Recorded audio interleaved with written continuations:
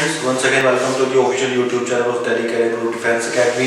और जैसे कि हमारी हमेशा कोशिश रहती है कि हमेशा आपको टाइम टू टाइम डिफेंस से रिलेटेड इंपॉर्टेंट अपडेट्स देते रहें, तो आज एक और इम्पोर्टेंट नोटिफिकेशन के साथ आपके सामने आए हैं कि जो इंडियन नेवी के अंदर न्यू रिक्रूटमेंट आ रही है कि इंडियन नेवी ने सिविलियन एंट्रेंस टेस्ट यानी INCET 2023 का नोटिफिकेशन यहाँ पर आया है। तो आज इसके बारे में कंप्लीट डिटेल में डिस्कशन करेंगे कि किस कैटेगरी के लिए क्या क्या वैकेंसीज हैं, कितनी वैकेंसीज हैं, क्या एज लिमिट रहेगी और एग्जाम इसका कब होगा और कैसे इसका एग्जाम हम अप्लाई कर सकते हैं। तो जैसे कि आप देख सकते हैं कि recruitment for the post of chargeman ammunition workshop, ठीक है, चार्जमैन फैक्ट्री सीनियर ड्राफ्ट्समैन की है, इलेक्ट्रिकल मैकेनिकल कंस्ट्रक्शन कैटेगरी के अंदर यहाँ पर बहुत सारी यहाँ पर वैकेंसी यहाँ पर निकली हुई हैं, ठीक है। तो ऑनलाइन इसकी एप्लीकेशन आपने स्टार्ट करनी है यहाँ पर। Only online application will be accepted, ठीक है। ये चीज ध्यान रखने की ऑनलाइन एप्लीकेशन ही इसकी यहाँ पर एक्सेप्टेड होने वाली है और काफ़ी अच्छी वैकेंसीज हैं यहाँ पर निकली हुई। आप उसका लेवल आप देख सकते हैं कि सेंट्रल सर्विसेज है, नॉन गस्टेड है, जो आपका लेवल है पेमेंट का जो लेवल है वो आप चेक कर सकते हैं 35,400 से 1,12,400, यानी ये आपका जो है ये आपका यहाँ पर प्लेस के यहाँ पर रहने वाला है, ठीक है। अब बात कर लेते हैं कि कैसे कौन कौन सी वैकेंसीज हैं इसके अंदर। आप सारी की सारी डिटेल यहाँ पर चेक कर सकते हैं कि सबसे पहले है कि आपकी जो है नेम ऑफ दी पोस्ट और उसमें क्या है कि आपकी चार्जमैन है एम्यूनिशन वर्कशॉप की, जिसमें आप चेक कर सकते हैं UR की 12 है, SC की 3 है, ST की 2 है, OBC की 4 है, EWS में टोटल 22 यहाँ पर है और एक आपकी हॉरिजॉन्टली रिजर्वेशन रखी है। अब ये कैटेगरीज कौन सी हैं ये आप नीचे जैसे आप बढ़ेंगे तो उसमें आपको पता चल जाएगा कि UR का मतलब क्या है कि आपकी जनरल कैटेगरी है, ये शेड्यूल कास्ट की है, शेड्यूल ट्राइब की है, ठीक है। ये सारी की सारी वहाँ पर दे रखी हैं। चार्जमैन फैक्ट्री की आप चेक कर सकते हैं 20 सीट्स हैं, सीनियर ड्राफ्ट्समैन इलेक्ट्रिकल होना चाहिए 58 जनरल की हैं, 21 आपकी SC की हैं, ST की 11 है, OBC की 18 है, EWS जिसको बोलते हैं इकोनॉमिक वीकर सेक्शन की 14 है, टोटल 142 है यहाँ पर। सीनियर ड्राफ्ट्समैन मैकेनिकल की आप चेक कर सकते हैं कि 26 हैं, सीनियर ड्राफ्ट्समैन कंस्ट्रक्शन की, फिर आपकी कार्टोग्राफी की, अर्मेंट की यहाँ पर आपकी 29 11 वो 50 हैं, ठीक है। सो इसके बाद आगे देखते हैं कि कौन कौन सी हैं। आप उसके बाद ट्रेड्समैन पे आ सकते हैं। इसमें आप देख सकते हैं कि ईस्टर्न जो आपकी है नेवल कमांड उसके अंदर यहाँ पर आपकी जनरल की 5 हैं और टोटल आपकी 9 है यहाँ पर, ठीक है। वेस्टर्न नेवल कमांड में आपके 235 है, 565 है यहाँ पर, साउथर्न नेवल कमांड की 36 हैं, टोटल 610 यहाँ पर आपकी वैकेंसीज निकली हुई हैं, ठीक है। सो अब उसके बाद कह सकते हैं total vacancies also include backlog, ठीक है ना, कि जो बच्चे इसमें इंजीनियरिंग कर रहे हैं डिफरेंट कैटेगरीज के अंदर, चाहे वो आपकी मैकेनिकल हो इलेक्ट्रिकल हो, ठीक है, उसमें अगर किसी बच्चे को इसको बोलते हैं सप्ली या बैकलॉग है तो वो भी इसमें अप्लाई कर सकता है, ठीक है। अब जैसे मैंने देखा है कि बेंचमार्क डिसेबिलिटी ये भी सारी आप यहाँ पर चेक कर सकते हैं कि इस कैटेगरी में अगर बाई चांस आपको कोई डिसेबिलिटी है तो उसके लिए आपको यहाँ पर क्या क्या स्टैंडर्ड दे रखा है, ठीक है। पूरी अब जो मैं आपको बता कि एब्रीविएशन आप चेक कर सकते हैं कि जो UR है अनरिजर्व्ड जिसको बोलते हैं कि general category, SC schedule caste, schedule tribes, ठीक है, यहाँ पर आप सारे चेक कर सकते हैं। रिजर्वेशन आप चेक कर सकते हैं कि क्या क्या रहने वाली है और सबसे इम्पोर्टेंट आपकी जो एज लिमिट है, ठीक है, नेम ऑफ पोस्ट के अकॉर्डिंग आप अपनी एज लिमिट चेक कर सकते हैं कि जो चार्जमैन है एनिमेशन का उसका है 18 से 25 साल एज लिमिट रहने वाली है।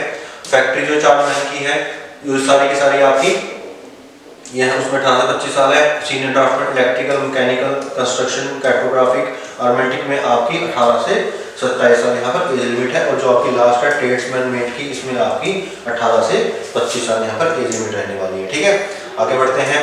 उसके बाद आप यहाँ पर चेक कर सकते हैं कि क्वालिफिकेशन क्या क्या चाहिए आपको। सबसे पहले आप देख सकते हैं कि जो आपकी नेम ऑफ पोस्ट है चार्जमैन एम्यूनिशन की इसमें आपकी बैचलर डिग्री होनी चाहिए किसके अंदर, science degree with physics chemistry mathematics यहाँ पर आपकी होनी चाहिए रिकॉग्नाइज्ड यूनिवर्सिटी से, ठीक है, या फिर डिप्लोमा होना चाहिए आपका केमिकल इंजीनियरिंग के अंदर, ठीक है। उसके बाद फैक्ट्री चार्जमैन फैक्ट्री की बात करें same bachelor of science degree with physics और केमिस्ट्री और मैथमेटिक्स फ्रॉम रिकॉग्नाइज्ड इंस्टीट्यूशन, ठीक है, और डिप्लोमा होना चाहिए आपका इलेक्ट्रिकल इलेक्ट्रॉनिक्स और मैकेनिकल इंजीनियरिंग के अंदर यहाँ पर कर सकते हैं। उसके बाद सीनियर ड्राफ्टमैन की आप चेक कर सकते हैं मैट्रिकुलेशन यहाँ पर होनी चाहिए और उसके बाद जो सीनियर ड्राफ्ट्समैन मैकेनिकल होना चाहिए उसमें आप चेक कर सकते हैं कि 10th पास होनी चाहिए उनकी यहाँ पर, 2 ईयर डिप्लोमा होना चाहिए ड्राफ्टमैन के अंदर या फिर 3 ईयर्स का एक्सपीरियंस भी होना चाहिए विद ड्राइंग और डिजाइन इन मैकेनिकल इंजीनियरिंग के अंदर, ठीक है। तो ये चीज़ें आपने बिल्कुल ध्यान में रखें जब भी आप इसको फिलअप करने जाओगे कि क्या आपकी पूरी की पूरी जो आपकी क्वालिफिकेशन है क्या वो मैच कर रही है इसके अंदर, ठीक है। तो ये चीज़ आप चेक कर सकते हैं यहाँ पर, ये सारी की सारी आपकी जो भी आपकी अकॉर्डिंग टू उसके यहाँ की सारी डिटेल यहाँ पर दे रखी है। उसके बाद nature of duty and job profile आप वो भी चेक कर सकते हैं किस कैटेगरी में क्या आपकी नेचर ऑफ ड्यूटी और जॉब प्रोफाइल रहने वाली है। ये सारी की सारी ट्रेड्स की यहाँ पर आपकी दे रखी है, आप देख सकते हैं सारी की सारी। उसके बाद आपका जो सबसे इम्पोर्टेंट है कि एज रिलैक्सेशन क्या रहने वाला है, किस कैटेगरी के अंदर क्या एज लिमिट यहाँ पर रहने वाली है, ठीक है। आप सबसे पहले देख सकते हैं कि SC/ST की अगर बात करें तो 5 साल का यहाँ पर एज रिलैक्सेशन है। Age relaxation permissible beyond the upper age limit of group C 5 की यहाँ पर है, ठीक है। OBC के लिए 3 साल, ठीक है ना। PWD/BS के अंदर आप जनरल का UR का जिसको अनरिजर्व बोलते हैं 10 ईयर्स, OBC की 13, ठीक है ना। सेम यहाँ पर 10 और 13। तो ये भी आप अकॉर्डिंग अपनी कैटेगरी के हिसाब से, प्रोफाइल के हिसाब से यहाँ पर आप अपनी एज लिमिट को चेक कर सकते हैं, ठीक है। उसके बाद एग्जामिनेशन फी आप चेक कर सकते हैं कि जो आपकी है 295 रहेगी और किन कैटेगरीज के लिए आपको यहाँ पर सेम नहीं करना है, ठीक है। मोड ऑफ एग्जामिनेशन सबसे इम्पोर्टेंट कि हमारा एग्जाम पैटर्न क्या रहने वाला है, एग्जाम में क्या कैटेगरी रहने वाली है। उसके बाद आप देखते हैं कि सबसे पहले क्या है, मोड ऑफ सिलेक्शन कैसे है। Screening of application, Indian Navy will not carry out detail security for all the application received online to our candidate appear computer based examination मेरे भी fulfilling basic selection with does not actively intended. इसका कहने का मतलब क्या है कि online आपके सारी की सारी जो भी आप एप्लीकेशन भेज रहे हो उसकी एक शॉर्ट लिस्ट तैयार की जाएगी, उसके अकॉर्डिंग फिर आपका जो बच्चे शॉर्ट लिस्ट होंगे उनका वहाँ पर ऑनलाइन एग्जामिनेशन होगा। कैसे, all short list eligible candidate will have to appear in the online based computer, ठीक है। बहुत इंग्लिश और हिंदी में होगा, ठीक है। कि जो भी वो आपने जैसे ऑनलाइन फिलअप किया, जिन बच्चों की अकॉर्डिंग टू परसेंटेज के हिसाब से क्राइटेरिया तैयार हो जाएगा और जो बच्चे उसमें एलिजिबल होंगे उनको ऑनलाइन एग्जाम के लिए यहाँ पर बुलाया जाएगा। और एग्जाम में क्या होगा, जनरल इंटेलिजेंस होगा 25 मार्क्स का, जनरल अवेयरनेस होगी 25 मार्क्स की, क्वांटिटेटिव एप्टीट्यूड होगा 25 मार्क्स का और इंग्लिश लैंग्वेज होगी 25 मार्क्स की। टोटल 100 मार्क्स का होगा, यहाँ पर 90 मिनट्स का आपका एग्जाम होगा, ठीक है। तो ये चीज़ आपको समझ में आ गई है। सिलेबस चेक कर सकते हैं आपकी सिलेबस क्या रहने वाला है। आपका वही आपका जनरल इंटेलिजेंस में आप सारा का सारा सिलेबस यहाँ पर चेक कर सकते हैं। जनरल अवेयरनेस में आपका क्या रहने वाला है, क्वांटिटेटिव एप्टीट्यूड में आपका क्या रहने वाला है, ठीक है। इंग्लिश लैंग्वेज में आपका क्या रहने वाला है। ग्रुप C की पोस्ट के लिए आप अपना सारा सिलेबस चेक यहाँ पर कर सकते हैं, ठीक है, ठीक है। और उसके बाद और रेजोल्यूशन ऑफ टाइम क्या आपके लिए वहाँ पर रहेगा कि in case one or more than one candidate secure equal aggregate marks, tie will be resolved by applying following method। कहने का मतलब क्या है कि मान लो कोई सीट है, अगर उस पे 2 बच्चों के सेम मार्क्स आ गए हैं, टाई कंडीशन में जाती है, तो उसको कैसे दूर करेंगे। Date of birth will be considered to arrive at the merit list, the older candidate will prevail as the higher selected candidate in the merit। If date of birth is also same, alphabetically order in which the first name of the candidate will be considered। कहने का मतलब क्या है कि जिस बच्चे की date of birth पहले का होगा उसको पहले प्रेफरेंस दी जाएगी। अगर डेट ऑफ बर्थ भी मैच कर जाती है तो जो उनका नाम का अल्फाबेटिक ऑर्डर होगा उसके हिसाब से उनको प्रेफरेंस वहाँ पर दी जाएगी, ठीक है। अप्लाई कहाँ पर करना है आपने, आप चेक कर सकते हैं www.joinindiannavy.gov.in पे जाकर आप यहाँ पर इसको अप्लाई कर सकते हैं। कब से प्रोसेस स्टार्ट हो रहा है तो आप चेक कर सकते हैं opening and closing for the date of registration portal. मैं बता चुका हूँ आपको इसका क्या करना है, www.joinindiannavy.gov.in पे आपने अप्लाई करना है।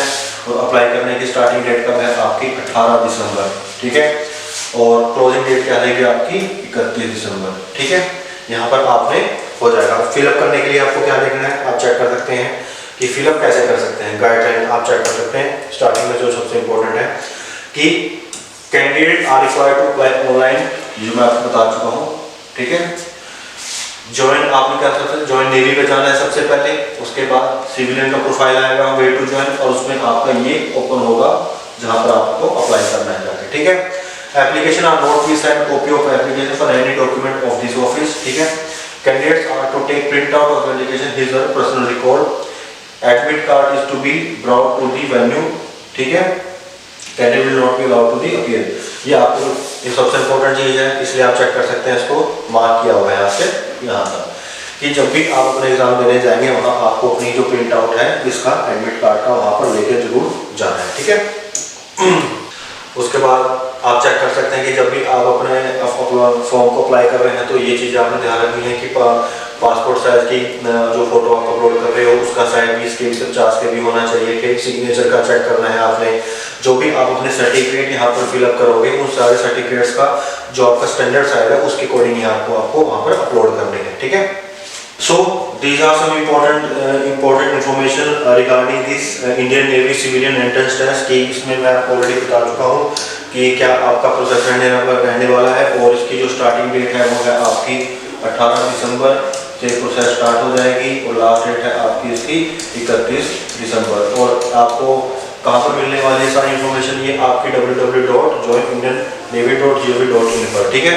और इसी के साथ आपने इसके साथ अपडेट रहना है कि जो भी आपकी एग्जाम की डेट होगी साथ के साथ यहाँ पर इसमें अपडेट हो जाएगी, ठीक है। तो these are some important information regarding your Indian Navy. So अगर और भी ज़्यादा इम्पोर्टेंट इन्फॉर्मेशन चाहिए तो अगर आप भी इसी टाइप के अमेजिंग इन्फॉर्मेशन के लिए आप हमारे चैनल को सब्सक्राइब कीजिए, क्योंकि हमारी हमेशा कोशिश यही रहती है कि जो भी डिफेंस रिलेटेड इंपॉर्टेंट इन्फॉर्मेशन हो हम आपको साथ के साथ बताएं। जो भी डिफेंस के अंदर कैरियर अपॉर्चुनिटीज आती है हम आपको साथ के साथ बताएं। सो इसी टाइप के अमेजिंग इन्फॉर्मेशन के लिए चैनल को सब्सक्राइब कीजिए, वीडियो को लाइक कीजिए, शेयर कीजिए। नेक्स्ट वीडियो में फिर मिलते हैं दोबारा कुछ और इम्पोर्टेंट डिफेंस अपडेट्स के साथ। टिल देन थैंक यू, जय हिंद, जय भारत।